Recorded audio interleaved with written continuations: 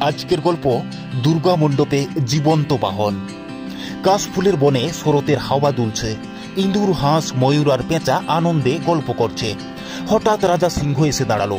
সে জানালো শহরের পুজো মণ্ডপে জীবন্ত বাহনের আমন্ত্রণ এসেছে।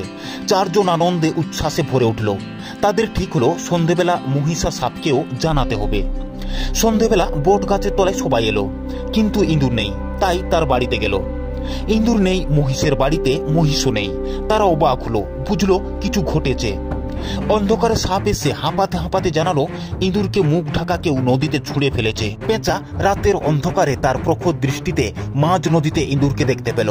হাঁস ঝাঁপ দিয়ে সাঁতরে উদ্ধার করে নিয়ে এলো। ইঁদুর জ্ঞান ফিরে জানালো মহিষেই তাকে ফেলে দিয়েছিল। সিংহ গর্জে উঠল, ময়ূরকে পাঠালো খোঁজে। সকালে ময়ূর ফিরে এসে জানালো মহিষ পাহাড়ের গুহায় লুকিয়েছে। সিংহ সেখানে গিয়ে শাসন দিল, শিক্ষা দিল। মহিষ নতমস্তকে বলল, আমি ইঁদুরকে সরিয়েছিলাম যাতে তোমরা পুজোতে না যেতে পারো, কিন্তু পরে জানলাম তোমরা আমাকেও নিতে চেয়েছিলে, তাই লজ্জায় গুহায় লুকিয়েছিলাম। ষষ্ঠী সকালে সবাই রওনা দিল শহরের পুজোতে। রাস্তার ধারে মহিষ কাঁদছিল। ইঁদুর বলল, ওকে ক্ষমা করো, নয়তো মহিষাসুরের পাশে থাকবে কে? সবাই মহিষকে ক্ষমা করে দিল। একসাথে তারা পুজো মণ্ডপে পৌঁছালো।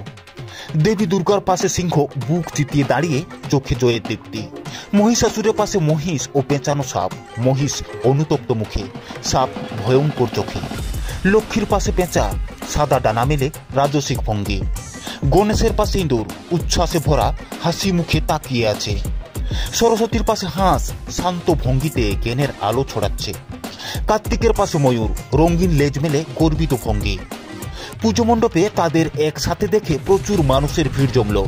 সবাই বলল, কি অসাধারণ, কত সুন্দর, এ যেন সবচেয়ে জনপ্রিয় পুজো। বন্ধুত্বের আসল শক্তি হলো ক্ষমা আর ভালোবাসা।